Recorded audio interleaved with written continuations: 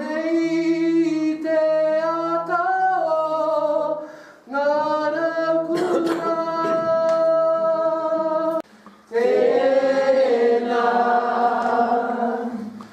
tēnā koutou katoa,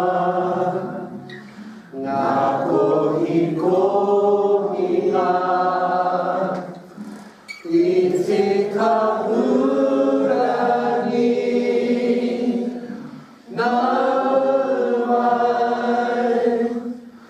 Nau mai tātou katoa, ngā waihotanga, ana matua, e ako nei te ata o ngā raukura. E ka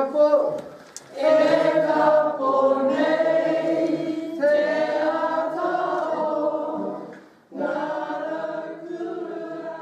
E kapo nei, koe nei tā tātou mahi tēnei wā, e kapo nei I ngā Ata Raukura. Ko te reo, ko ngā tikana, ko he, nā mō he ākera e kapo hiara. Ko Ramaka Harris ahau, ko nā puhi ko me Ngāti Parau, oku iwi. Ko te manua tapu o te kupu toku kohanga reo. Kia ora. Nō reira piha o whakara mō tēnei wanana? Tēnā pai. Learning heaps. Get to stay on the one subject for a whole class. It really embeds into my mind. It's awesome. Tēnā koutou katoa, nā kohi kohinga. Rongo I te ahiahi nei, wetahi o koutou no nā hau e whā, awa kai reire noho ana. Nō reira, ko tātou nā kohi kohinga. O tātou wairua, tūhono hono tia, ko ngā tikanga, tirohia, te ata rani, tāpiri tia mai, ki te kohanga, e kapo nei te ata o ngā raukura. E kapo nei te ata o ngā raukura.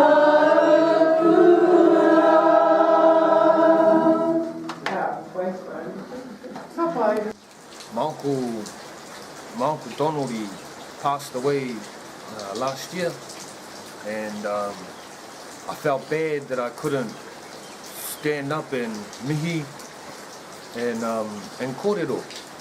When I had little cousins that are 10 doing mihis, I just felt ashamed that I couldn't stand up on the paipai and kōrero. So here I am. I te kahurangi, nau mai tātou katoko tau I te kahurangi ko tātou. Ngā waihotanga, ana ka, ko waiho, ko tātou ko waiho hia mai.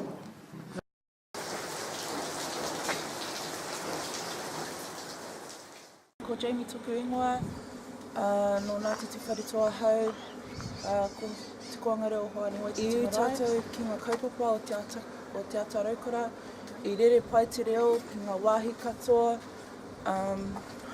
he tino rawe ki te whakarongo ki ngā pauako kia rātou e kōrero ana. Kari he tuatu I ngā kōrero I puta mai e rātou. Moku ake noku te. Tēnei te a. Nō reira te tāku. What? Tāku, kōtiro, nanakia. Tāku, kōtiro, nanakia. Ahs and the Ors, but I did have a bit of a debate on some of the things because I didn't understand, and now I'm tū marama hau. For the other papamahis that we did, pāna ki te kai, a lot of new kupu hau. I've never seen that happen before, and I like to see that happen in kuras, ko hangi reo. Te rākau paunamu.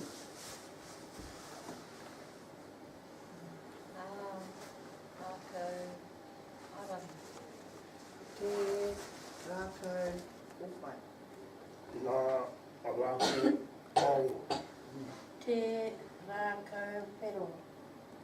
Ngā rākau. Kia ora, ko Jolene Morale, take ingoa, ko Ngāti Kainunu take iwi, ko no Pārakiki ahau. Firstly, I just want to thank Te Ata Raukura and Te Ata Rangi for having me here. Yeah. I came here for inspiration and to learn new kupu, to learn new waiata, to meet new whānau.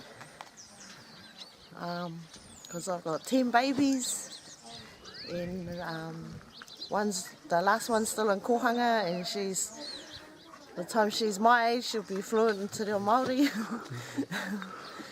And she knows more reo than me, and she's only 4.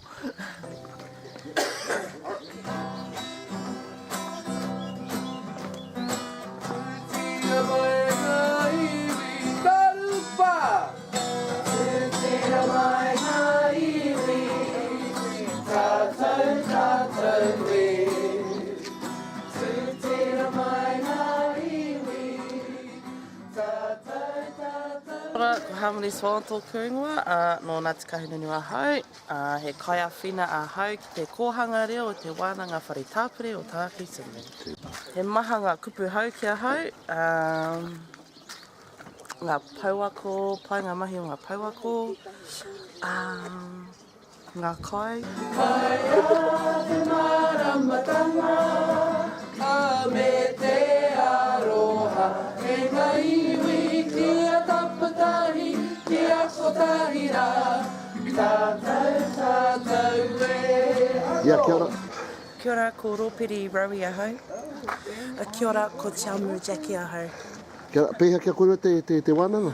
He tino miharo e tēnei wānanga. He pai rawe. Ai. He tīmata, he āhua whakamā I te tīmatanga o te wānanga.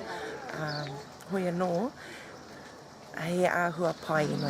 Tira mai ngā iwi, tātou e. And hea nā mea mai a kōrua, hea nā mea I aku nai kōrua? Yeah, what did you learn? What did you learn? Ngā mahi rākau, me te whana ā, me te o. Maua. Maua? We learnt maha kupu hau. He koutou, maua, raua, ā me te o whānau, and tino miharo te rōpū o maunga kawi. Kawa. Ko kōrua tērā? Ai. Ki wā.